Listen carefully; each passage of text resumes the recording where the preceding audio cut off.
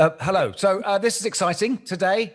Mica, absolute powerhouse. You played with her, haven't you? I've written songs with her. I've played at the Albert Hall with her. What did you do at the Albert Hall? She got up and sang with David Gilmour. She did Great Gig in the Sky. Oh, amazing. When was that? When was it? 2015, I think. God, that when we used to do gigs. You played with everybody, haven't you? The great and the near great, I've known them all. No, but listen, Misha's wonderful. I mean, not only is she, really brought gospel to the fore, and she did this fantastic documentary recently for BBC4 on the history of gospel. But just an incredible cast list of people that she's, she's had one of those kind of, oh my God, pinch myself careers, hasn't she? Yeah. Rod Temperton, Narada Michael Walden, Prince. Oh, Prince. Yeah. I really want to get those stories out of her. Should we do that? Let's do that. Welcome to the Rockonteurs. Okay, guys, I'm ready. This was great, guys. It's so great to talk to two guys that have done this. Well, it's a big tune for sure. I actually wrote that originally for Tina Turner. Of course, I had gone and found Joni Mitchell down in Florida and brought her back. What people forget about Bowie is that he was such a kind man. Remember me? I'm in a band now. It's called Roxy Music. You know this thing about the 10,000 hours of experience? Oh, yeah. Get good at something. When we recorded Arnold Lane, we'd done about 50 hours. The Rockonteurs podcast with Gary Kemp and Guy Pratt. Hi, darling. I'm not technical. Wait. Hey. Sorry, I look like shit. Okay, I love you. You look amazing. Hello, Misha. Bless you. I basically went and walked the dog. I thought it was just audio, so I thought I'll be all right. But that's a fantastic look. That's a fantastic look. Nice to see you. Mad, but hey, it's all good. I'm here. Listen, look, me and Guy don't look great, so we never. Bless you. How are you, babes? We're good. I'm good. It's a few years since I saw you, since you were down here in Brighton. It's been a really, really long time. And can you see me? There you go. Yeah. Brighton, what's that? 4, 5? 4 years ago, something, yeah. Yeah, right? Yeah, that was fun. God, it was great fun, that. Babe, listen, that was so good. I get so bored with these podcasts because especially everyone comes on Guy's played with or has had someone, something to do with big bass on. What did he do with you, Misha?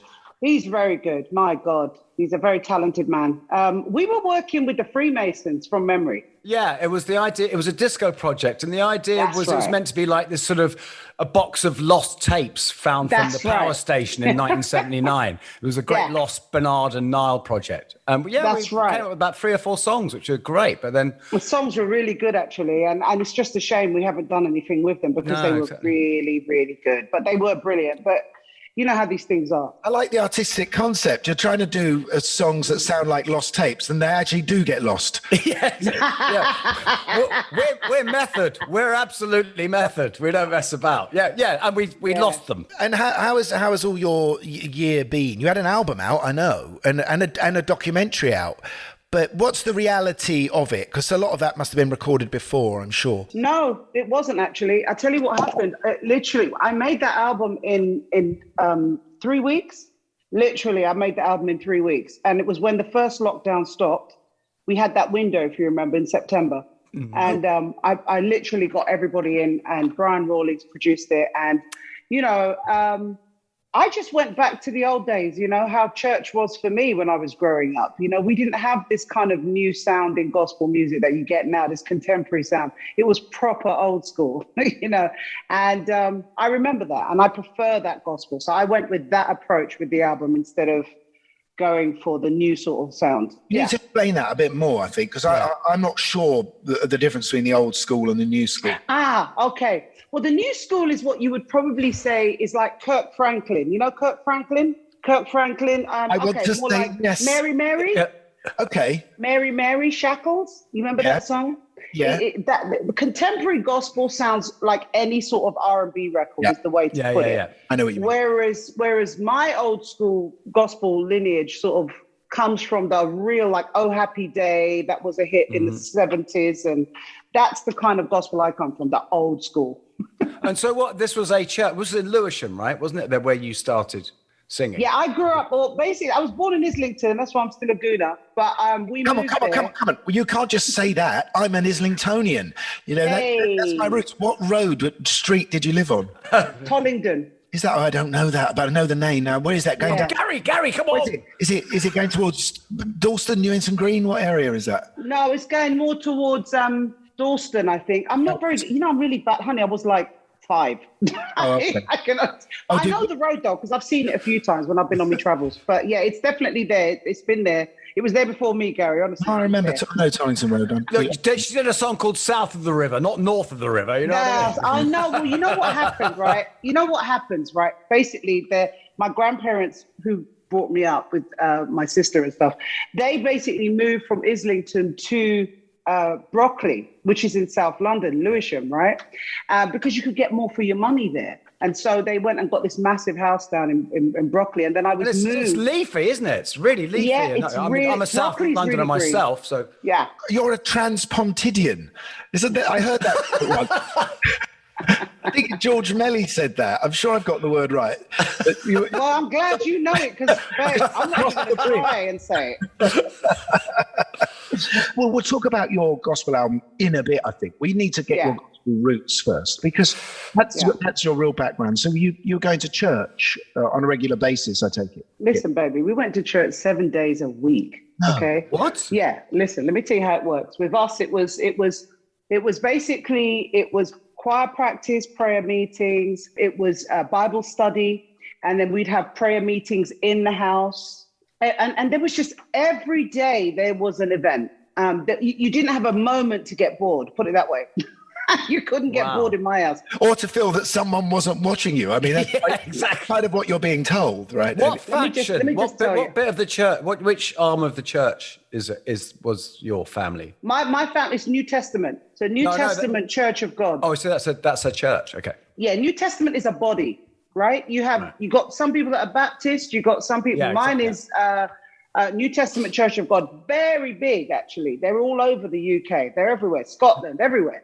And they have also these big sort of conventions, they call them, every year, where everyone sort of packs into like places like Leicester, De Montfort Hall, places like Wembley, and they have big conventions, like all the bodies come together and have these. I mean, it's a big organization. Wow, like Ali Pali all dayers. Yeah, it's that kind of, but with Jesus as the, and then they had like these kind of X Factor style events too at those conventions. So I was, my first sort of big gig was in Wembley. Wow. I was 11 years old and I went into the competition and I won. And I was 11. And what was quite interesting about that was a lot of the contestants, they weren't even my age. They were all different ages. So it was one of the things where it wasn't like everyone was young like me. There were some people who were like 25 but anyway, so I won it. My grandparents were ecstatic, and then I won the award for best singer that year at 11. And that's kind of like where it all started. My grandmother was like my agent, my grandparents. They would just take me to every New Testament church around the UK, and I was known as this little girl with the big voice. You're saying it started when you were 11 at Wembley. For us, it ended at Wembley. That was it. That was where.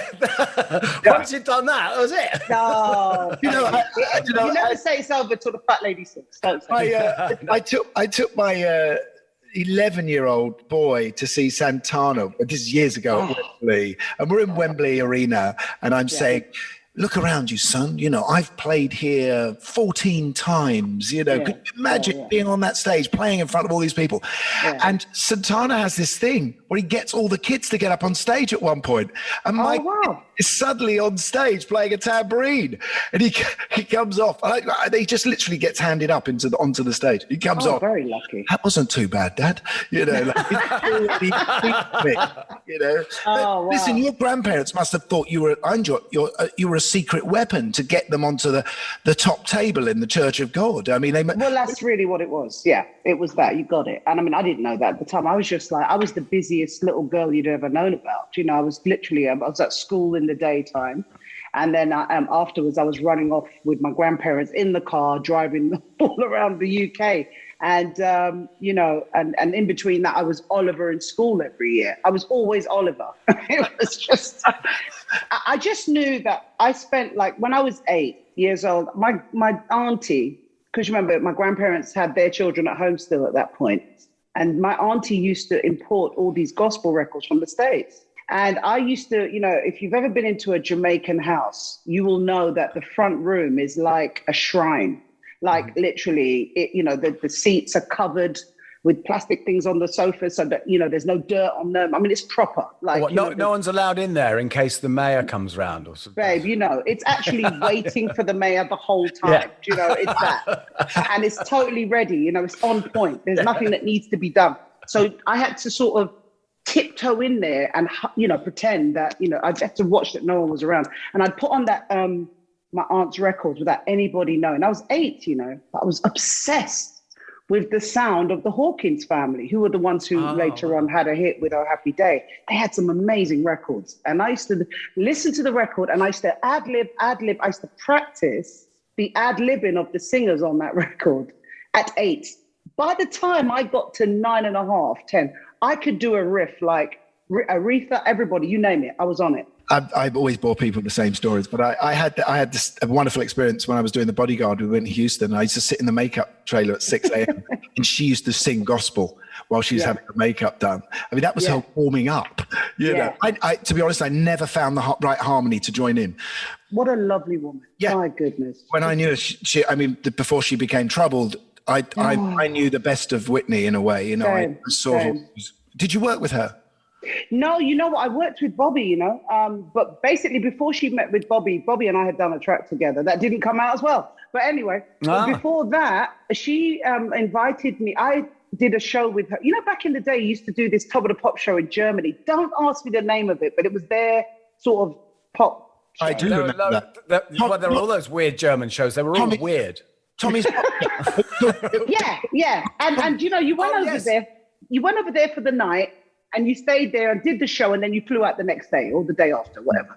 And she and I were on the same show. And this is when I literally just released my One Temptation, just got it out. And I remember being in the green room, as you do, you're waiting. And I had my one little record company guy from Island Records, because Island Records then was tiny. I mean, they were really small. That's super cool with Chris Blackwell running it still. And it was the best. I mean, music.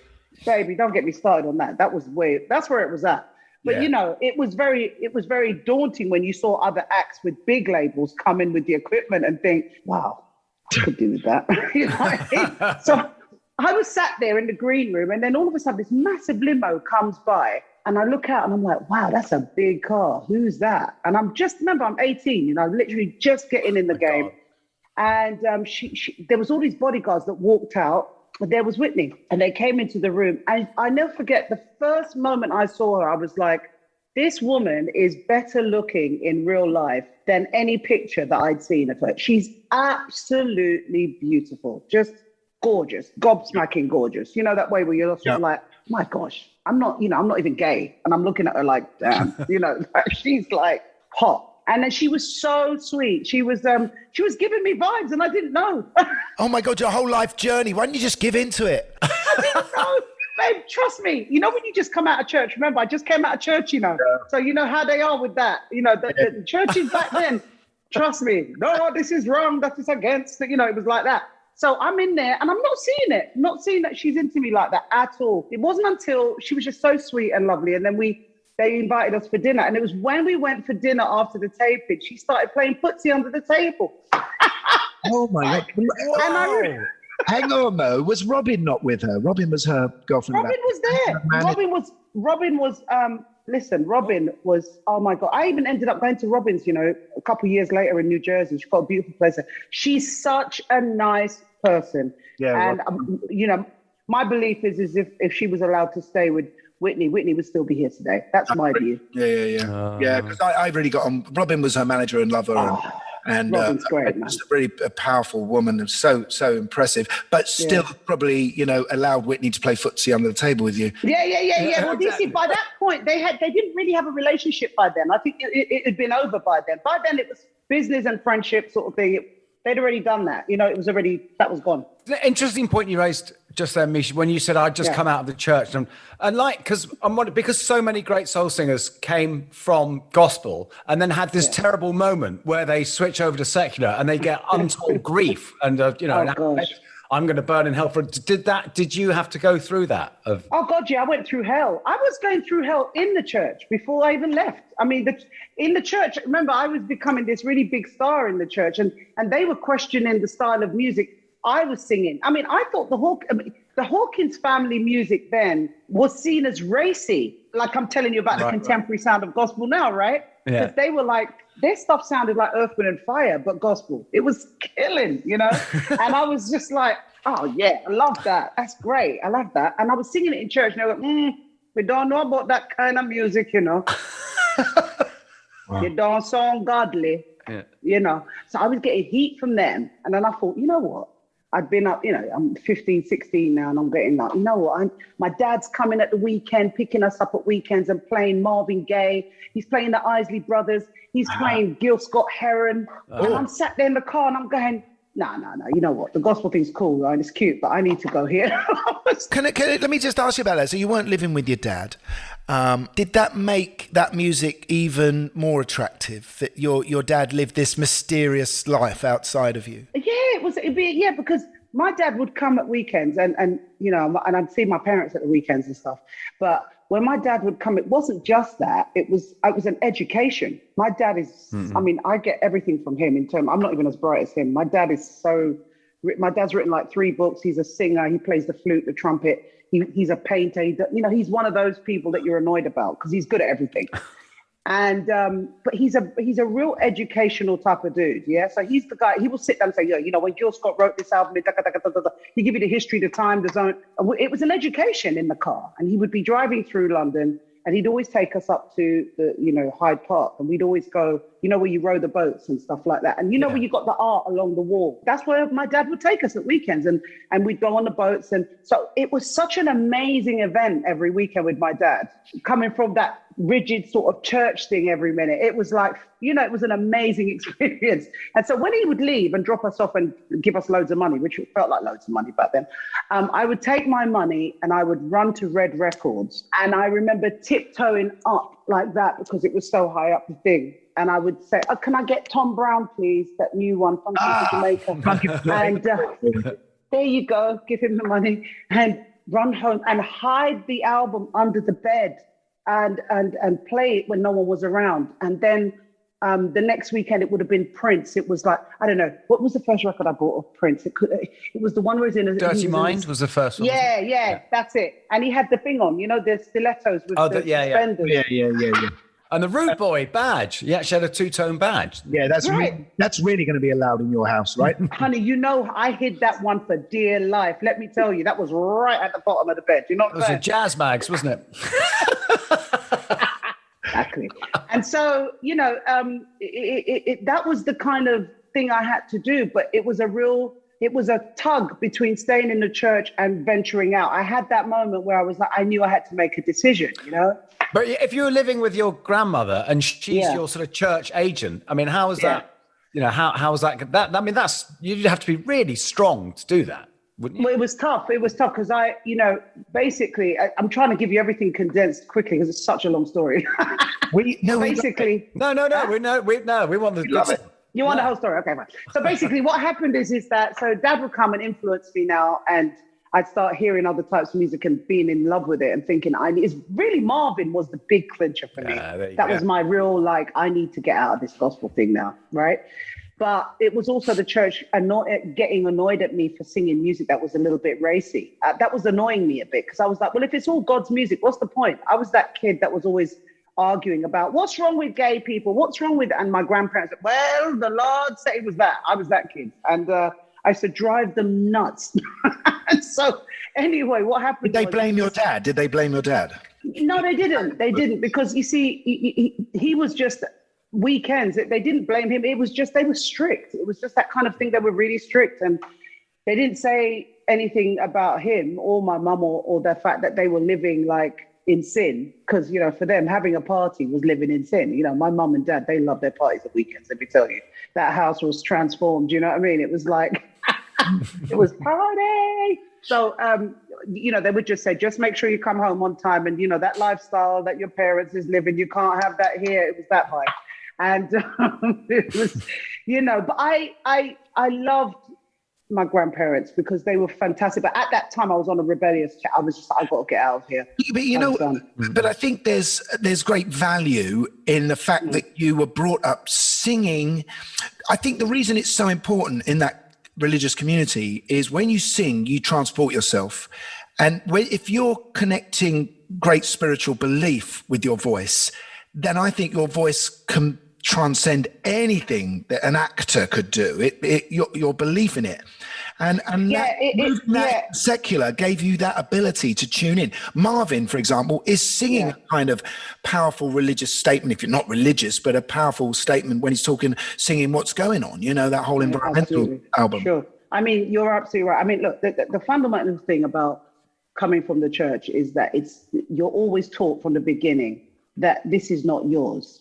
Your service to humanity. Right. That's, when I found out, when my grandmother discovered I could sing, I was like 6 and I was singing Rupert the Bear around the house and she just was like freaking out and jumping up and down, telling everyone on the phone, Michelle, I have a voice. Oh God, she's got a great voice. She was going nuts. And then she was just like, you got to sing in church every weekend. And that's really how it all started. But she always said to me, God give you a gift. And my granddad would say it as well, it's not for yourself. This is to touch and bless other people with it. And you are raised with that. It's ingrained. So it's never seen as, I did this. It's always, this is a gift and I have to honor it. So when you have that sort of selfless mindset, any song that you sing, you're going to sing it different to other people. You just, because you're not even in it. Maybe I'm there for the first 2 lines. First 2 lines of the song, I'm there. After that, see ya, lift off. Channeling. Wow. Gone. That's extraordinary. We should move on to when your first experiences in studios. When I started to sort of pull away from the church at this point, I'm starting to pull away. My sister's apartment in Brixton is looking great to move to from Broccoli. It's what was going on. And my bass player mate, who I used to write with in church, I told you this guy, I'm obsessed with bass. I love it. I know, and me and Paul Powell. Please. Sorry, Gary. And then I used to get with Paul Powell. Paul Powell was a really big bass player on the scene back in the day. And he and I used to do demos on the side, outside of the church knowing. And those demos was picked up by a guy who was managing my gospel group at that time called Viv. And we sent those demos off to the record company. And, I got signed at 18 to Island Records, as you know. Yeah. And they put all these, they had a meeting and I was in the room and there was about 7 suits in there. All men, suits obviously, but now suits, anyone can wear them. But back then it was all blokes. And I was sat there and I was like, I remember my dad always saying to me, whenever you're in a room with lots of really powerful people, always behave like you're not impressed about it. My dad gave me the whole rundown about that. Just act like you're not intimidated and own that room. My dad was that guy, right? So I was doing everything he told me to do, even though deep down I was terrified. And I remember the tapes they put on the table and they said, what do you like? And out of all these tapes I was listening to, there was one song. It was a demo of Breathe Life Into Me. And it was sung by this girl. And I don't know who it was. But the minute I heard that song, I said, I want to work with these guys. Who are these guys? Who are these guys? Then they got them. And it was Pete Vale and Mick Leeson who wrote Morning Train for Sheena Easton, wrote Justice for Lamar, Charles and Eddie, Would I Lie to You? I mean, the list goes on. Tell me about those guys. Who were they? What was that? Were they? The big hit was Morning Train with Sheena Easton. That's how Sheena Easton got her first hit. That was her first massive hit before she did For Your Eyes Only. And I just fell in love with Breathe Life Into Me. But if I hadn't chosen that song and those guys, I wouldn't have got My One Temptation, which was written 5 months later. And I remember, I just had my first heartbreak with my little boyfriend who I thought was the love of my life. And I was telling him, he's got another girlfriend. But the minute I signed the record contract, that was it. He changed. And then he said, he was like my surrogate dad. And then basically we sat there talking about this boy and then it became My One Temptation. That's how the song came about. Oh, there you go. It was about him, yeah. And who were the players on that? Did you stick with your bass player? Yeah, Paul. Paul's all over that album, Paul Powell. And then he did loads he might have even have played for you guys at one point. Paul was with everyone. Deacon Blue, he was Scritti Politti, he was playing for everyone. Dross, he was with everyone. You remember him, innit, guys? Now, Yeah, I remember it. We just had some bloke called Martin Kemp playing bass for us. That was it. No, but you know what I mean. I mean, he was around. He was very much around, yeah. Yeah.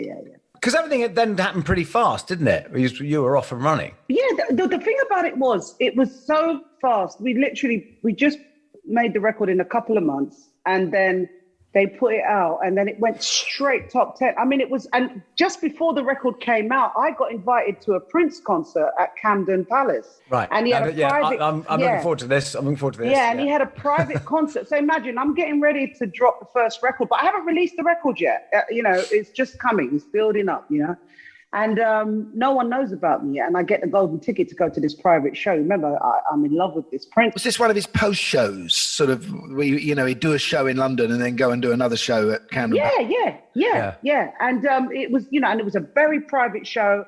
I mean, literally, it was a golden ticket. If you had a ticket for that, you were just like made. And I remember calling up my best mate and saying, "You've got to come with me." But guess what? I got a Prince ticket. Oh my gosh. And we went down there. Remember, we dressed to the nines. My shoes were killing me that day. I'll never forget it. It's one of them things. And we stood there. We walk in and it's packed. You got Bono was there, Mickey Rourke, Ronnie Wood. Every A-list person was in that room. Let me tell you.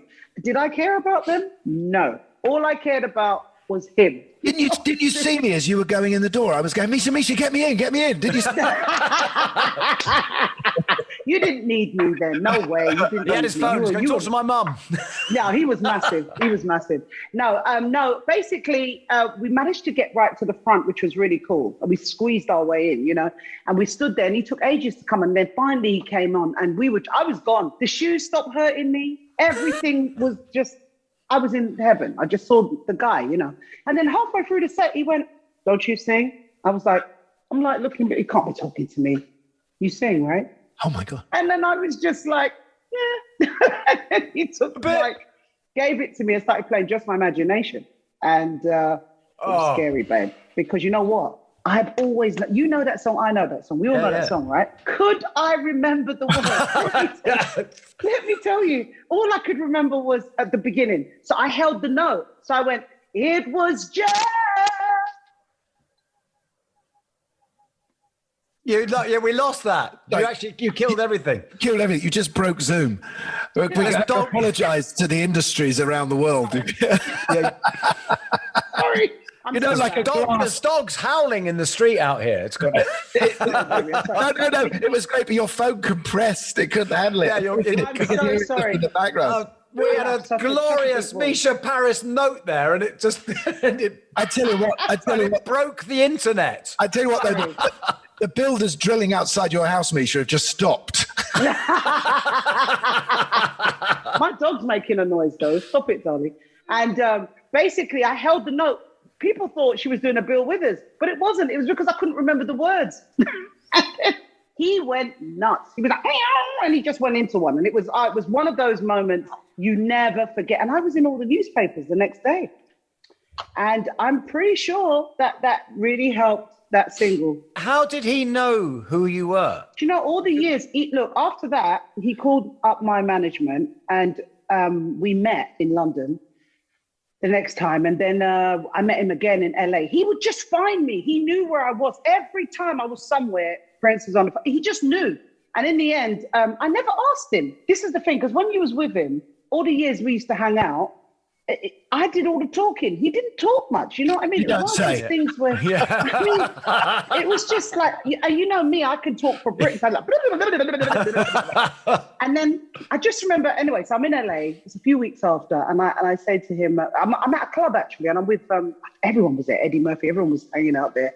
Misha, did you not see me outside? I was outside that club.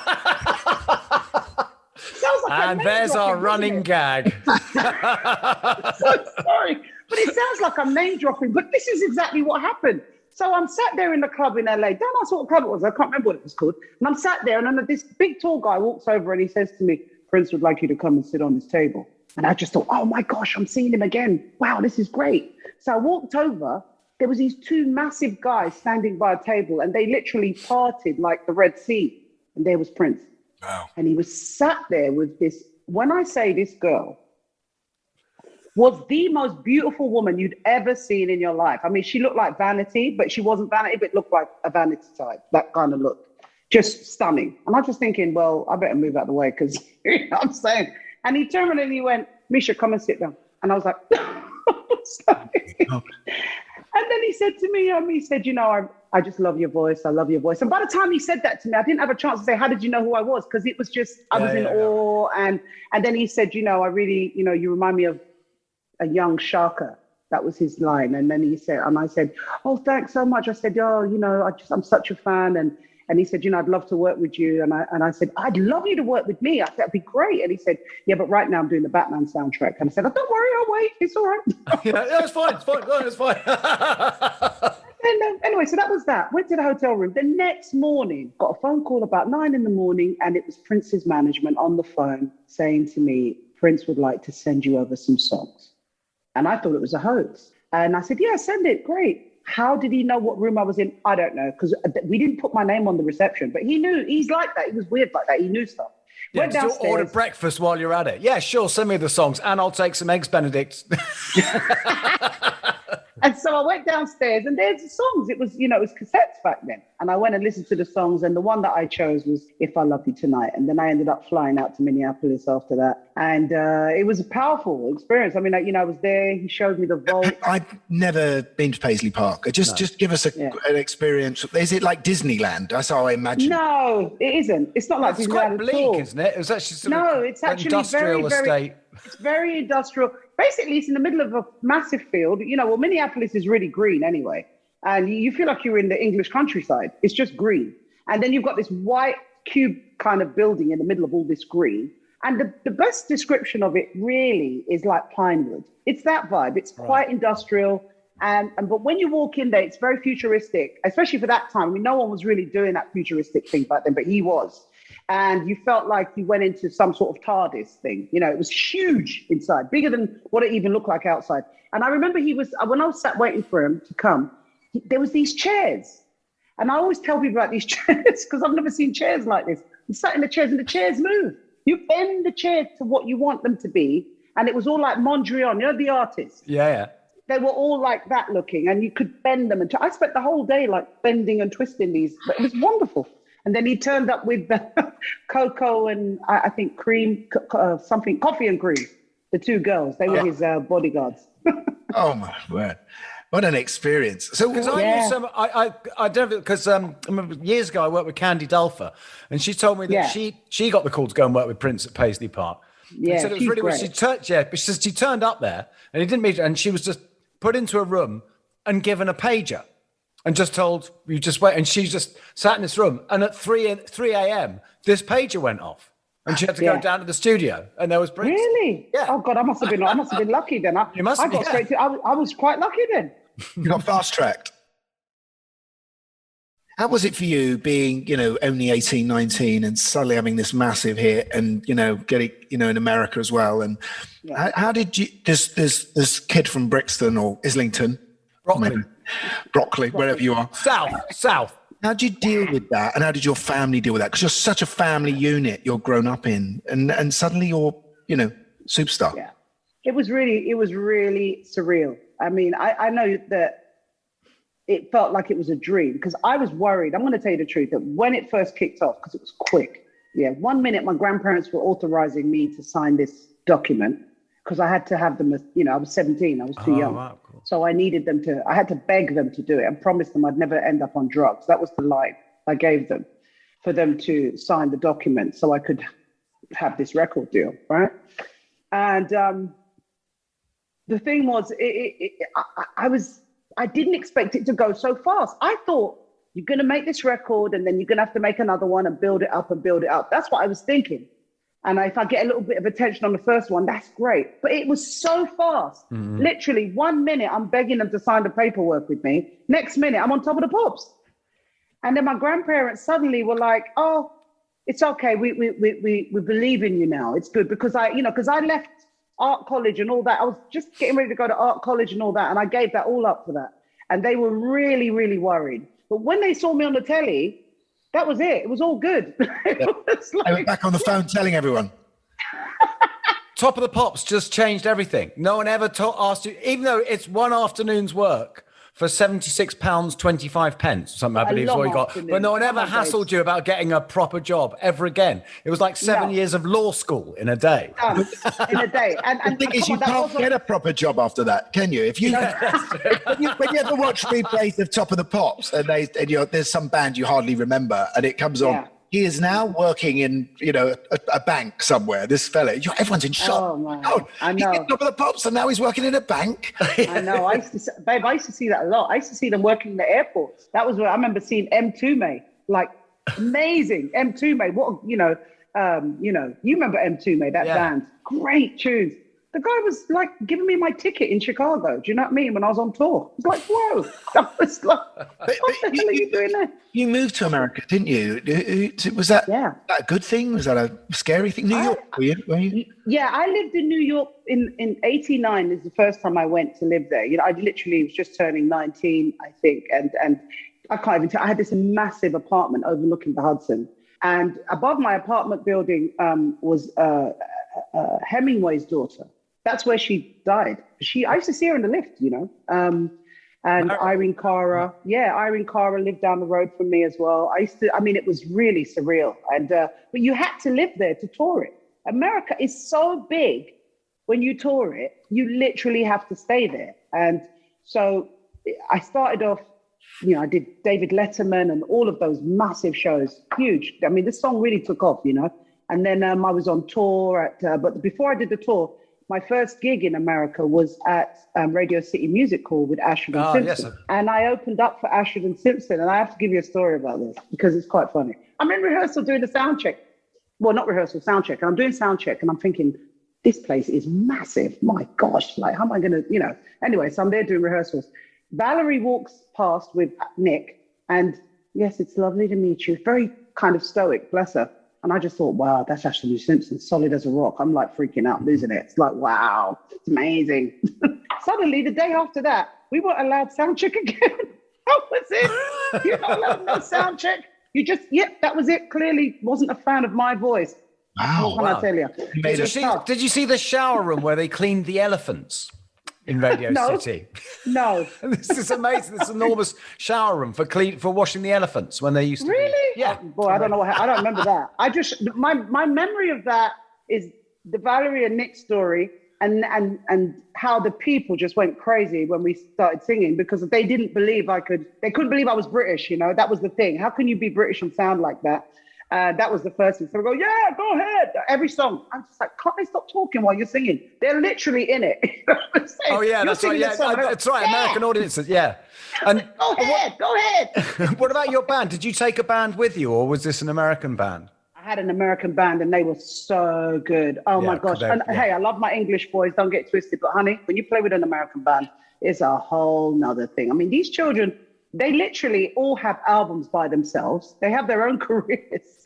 They're all solo acts. Do you know what I mean? So yeah. The level I know. I've worked with all the top American guys, and it's terrifying. It's just, they're brilliant. Now, for me, it's amazing. It's because they don't even need a rehearsal. Literally, they've done the homework. They turn up, done, finished, boom. You have to do your homework when you go with them. Do you know what I mean? They know your songs more than you know your songs. Who was out there with you? Did you not feel lonely? I mean, who? I was so lonely. I had my manager out there, Bruce Garfield. He was my American manager. He was with me, and I was spending a lot of time with him and his wife and his daughter. They kind of held my hand through that. I was really lonely. In the end, I was so lonely, I literally had to fly my mum over a few times, my sister. I literally needed them there because I was in this big, massive apartment by myself. And but everyone I knew, playing Radio City Music Hall, everybody sort of comes to you. I mean, I remember one night, came off stage and I remember looking to the side of the stage, there was this tall figure, but I couldn't see the face at the side of the stage. And when I came off the stage, walking towards it, I could see the light hit his face and it was Luther. And Luther Vandross was literally standing watching my whole set and I was dripping with sweat after the gig, obviously. And I just wanted to, I just grabbed him. I love you. And he said, girl, a little bit wet.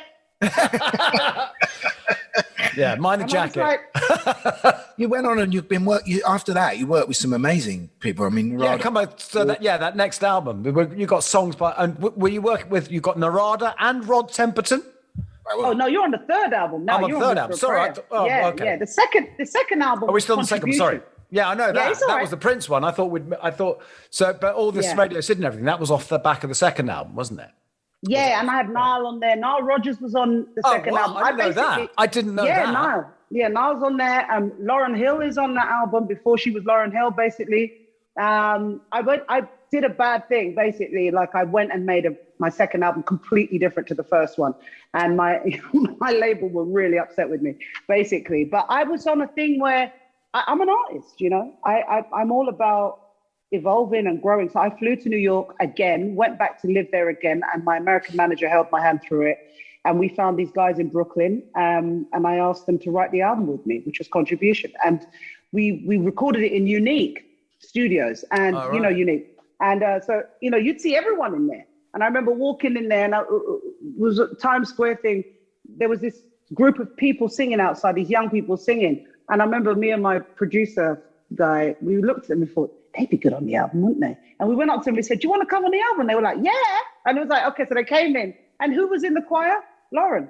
Oh, wow. Lauryn Hill. Wow. Lauryn Hill was in the choir. But I didn't know who she was. She was just this little girl with there was like 7 or 8 of them.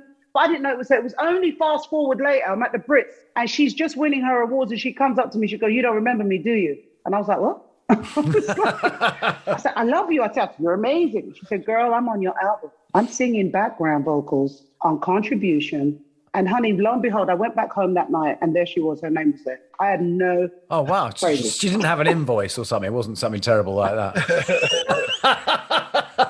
But you see, she wasn't known then. You see what I mean? Yeah. So, wow. And I had Rakim on there as well, from Eric B and Rakim. I had everyone on that record, and it was you know, Gary, you know how it is. You know, back then you had to make every album the same. It was one of those things, and I kind of went against the grain with that. But I just thought, because I was being what an artist is. I was just exploring, you know. Yeah, but I get that as well. And it goes back to you pushing against your grandparents and trying to get out and do something different. And that's your nature, isn't it? To try. I mean, you've surprised people throughout all your career, you know, suddenly being an actor, being a presenter, whatever it might be. You know, you're not always trying to fit into what people want and see you as. No, because I don't actually care about what people think of me, because if you do that, you're finished. You know, for me, it's all about the creativity. You know, I just want to inspire with whatever I do.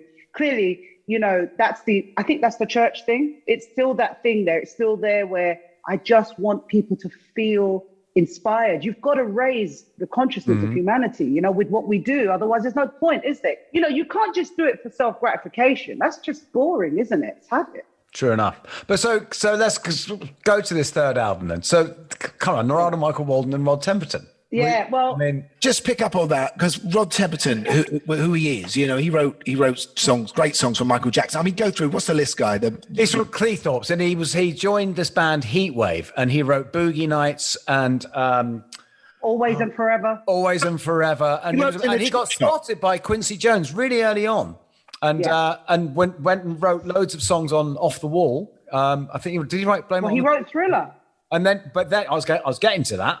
Sorry. And then he wrote Thriller. Yeah, well, he wrote like 3 or 4 songs on Thriller, and it was just this lovely, quiet northern bloke, wasn't he? And he was called the Invisible Man.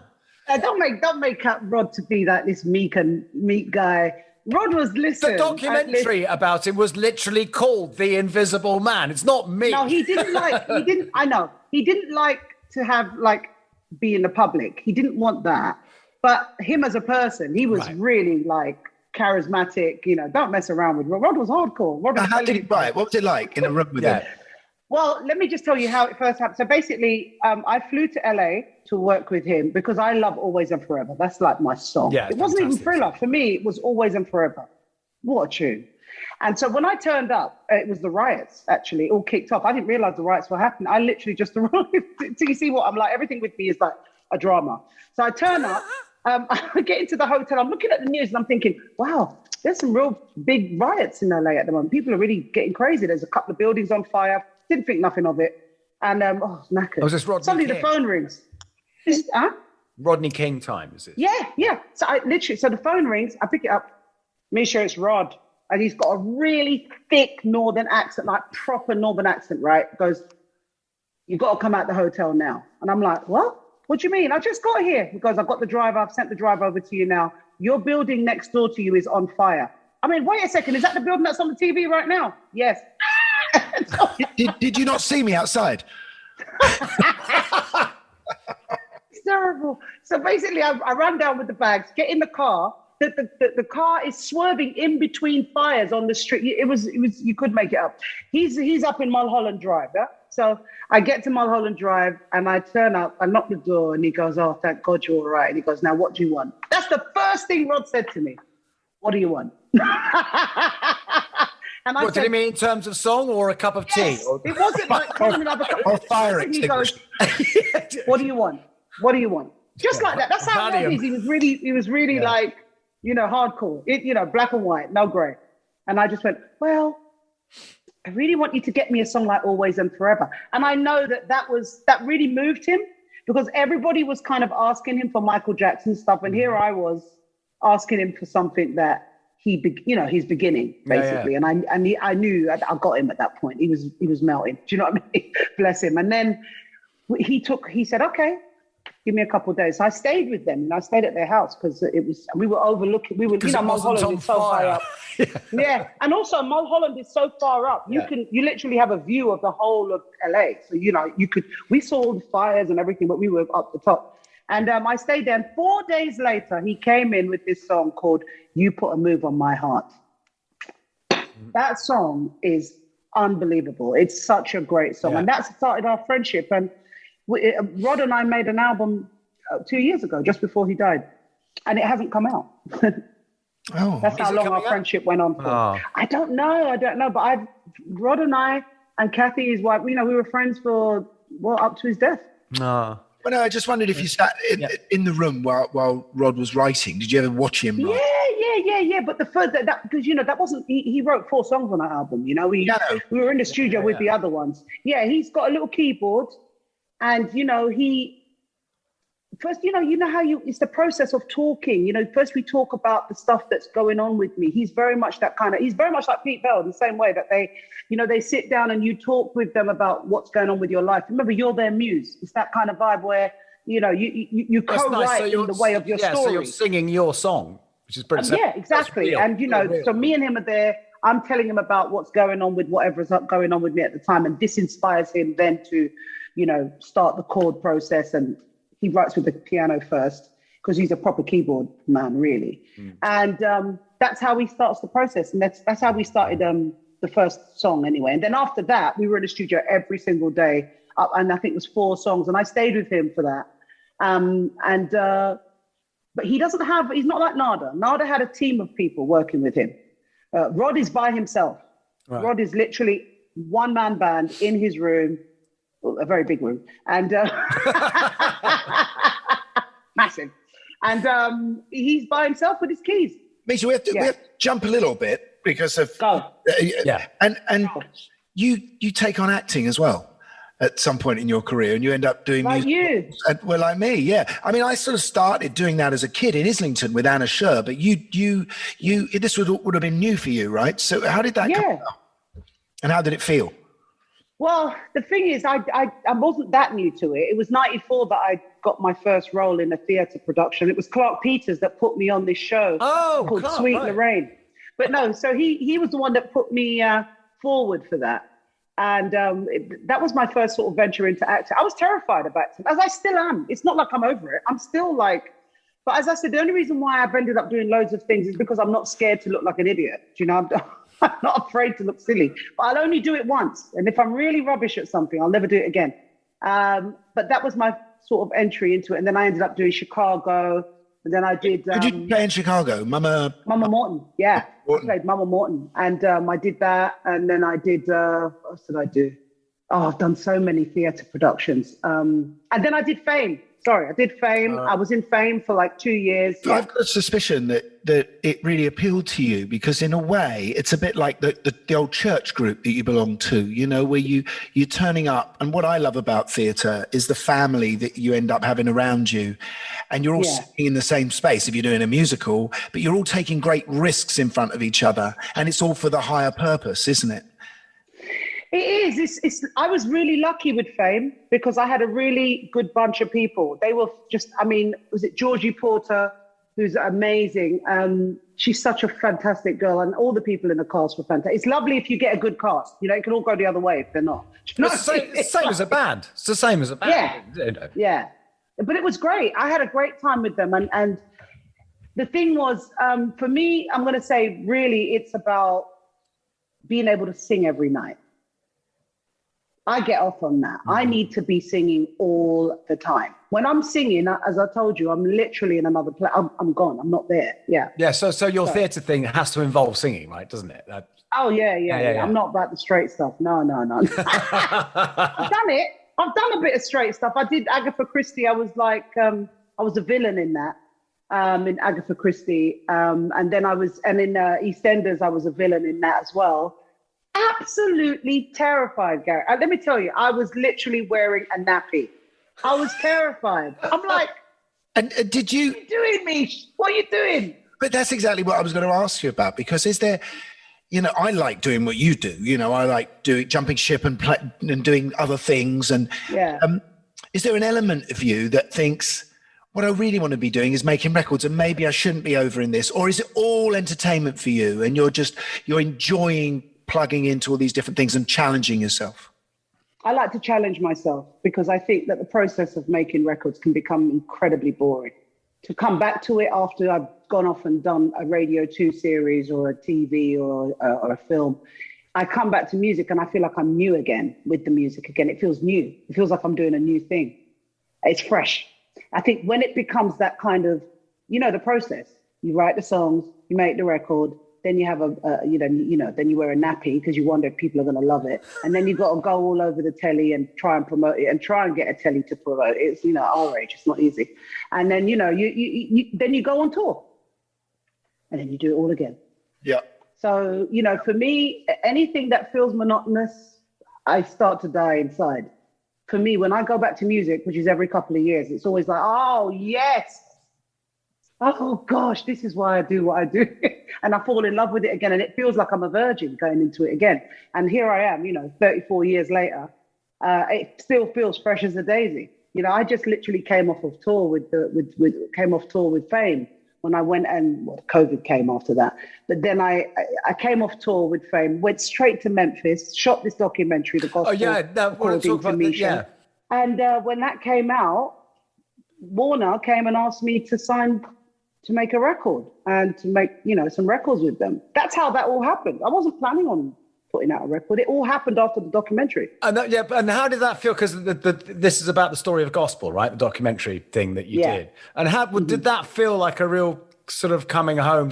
I mean, did that sort of tidy things up for you, going back to where you started? Yeah, well, I think, I felt like I had to pay homage to my grandparents. I felt they never, they were proud of me, but they always wanted me to make a gospel record that I didn't make while they were alive. I felt like I had to. It was a thing I felt inside. I dedicated the whole album to them. Yeah. Because, and I kept my promise. I didn't end up in rehab. And it was a real coming home for me in that way. I managed to keep my promise to them because I kept saying to them, I'm not, just sign the paper. I promise I'm never going to become my granddad was like, you're going to end up in the pit of hell. You're going to be a harlot. I remember having to look up the words because I was like, what's a harlot? You know what I mean? But, yeah, that's in Essex, isn't it? Right? And so I remember like making this album thinking, wow, I kept my promise. It's not easy to do that in this business. But it's a big, powerful record as well. It's not sort of happy clappy gospel, isn't it? There's some really weighty stuff on it. I mean, it's brilliant. But yeah, thank you. And you take non-gospel songs and give them a gospel feel and change the lyrics. In that sense, the lyrics now take on a slightly different meaning in a way. Yeah, because to me, this was always the point I was trying to relate to to my grandparents was that it's all his, you know, or her, or whatever you want, whatever God is to you, the divine spirit or whatever you want to call it. I believe everything belongs to that power. These songs like Still Haven't Found What I'm Looking For. I mean, if that's not an inspirational record, come on. You know, and you know, I Want to Know What Love Is. I mean, these songs growing up, I mean, you know, we're 80s children, you know, and I've got to tell you, those songs blew me away when I heard them the first time. And I remember thinking, I want to make music like that. You know what I'm saying? Now I'm going back in the 80s now because it's inspirational. So to me, my point in this album as well, not just to give grandma and grandpa, you know, respect and thanks for giving me such good moral values growing up that kept me in this really topsy-turvy industry. Trust me, it's not easy. But without their, you know, structure that they gave me, I couldn't have survived that. But also to show people that you don't have to be religious to be inspired. You know, something moves you because a great lyric does that. It gives you that same feeling like a spiritual song will give you. You see what I'm saying? Because it's all saying pretty much the same thing. So that was my reasons for choosing those songs, because that's what they are to me. They speak to me, you know? Yeah, I think that was what I was saying earlier when I was saying, did your you know, your gospel training, your church training allowed you to sing secular songs plugged into your spiritual side much? Yeah, you're right. We're also cynical, aren't we? We're also cynical about music often. I mean, especially as musicians, I know I am. I judge everything technically when I listen to it. I rarely let things get under my skin as much as I used to as a kid. Yeah. And I think I need to relearn how to do that properly. But also the thing about it is, you see, this is why I used to have a lot of, you know, we talk about this, there's a lot of female issues going on within the music industry right now as we're presently talking. There's a lot of dramas going on. And I go back to the times when I was in the studio with people, working with them, and I wasn't valued a lot of the time because I was a female, because I was basically saying that to very trained musicians who I'd be working with, you know, at these big studios in, you know, Barnes or wherever the Air Studios, whatever, you know, big studios, you know. I'm working with these really like, these guys have been to Guildhall and all these, you know, Berkeley and all these like music schools. And here I am, you know, can't even read music, but I write from here, you know, everything is in my head. I hum the parts out to musicians. I start with the bass and then I go with the keys and I hum everything out and they copy what I do. That's how I write. And then I put the lyrics at the end. And so I would have fights with a lot of the musicians because they were like, that doesn't make sense. I said, I know it doesn't make sense, but just do it. But then they don't want me to know that it's all right because I'm a chick. You know, it was that. I used to fight with that. When I was a younger musician, it was really tough being a woman, knowing what you wanted to write, you know, with people who were trained.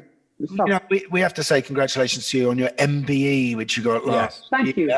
Obviously, more than just your contribution to music, because your contribution to charity and to, you know, to a lot of issues that young people have growing up, you know, and you've been outspoken about all of that. That must have been such an honor if your grandparents were still around. Oh, you know, that's the only thing, you know. I mean, the closest thing we got to that was, I remember doing a private concert for Princess Diana and Charles, and my grandmother, I dragged her with me. And I never forget that Princess Diana, well, you know, when you have to stand up in a line and you have to wait for them to come over. And she came over and she was so moved that my grandmother was there. She had a massive bouquet of flowers that was hers, and she gave it to my grandmother and told her, you've done such a fabulous job. And my grandmother kept those flowers to the day she died. She literally had them in her Bible pressed. Oh, that's wonderful. Stuff like that's powerful. And under the lockdown, who gave you your MBE? We haven't had the ceremony yet because of lockdown. I think they're looking at the summer this year, from what I've been told. Like, Misha, if I'm outside, will you let me in? I love you, Gary. You're so brilliant. Misha, thank you so much. Yeah, this has been brilliant. No, it's so lovely to see you. Lovely to see you. It's so good to see you. Yeah. I mean, we need to get in the studio, all of us, and write a tune. Yeah, absolutely. Right? That'd be brilliant. Oh, that was, what a delight. Yeah, that really cheered us all up, didn't it? It certainly did. There's this beautiful person she is. She really is. So full of enthusiasm, inspiring. Yeah, after all this time, not like us jaded, bitter old hacks. Well, it has made me want to go back and listen to you too, and maybe not. No, I apologize. Well, listen, thank you for listening, and thank you for joining us on our regular podcast. We love doing this, so keep leaving lovely reviews or whatever you leave. Yes, thanks to Ben, our producer, and thanks to Misha for being amazing. And so it's good night from me. And it's good night for all of them.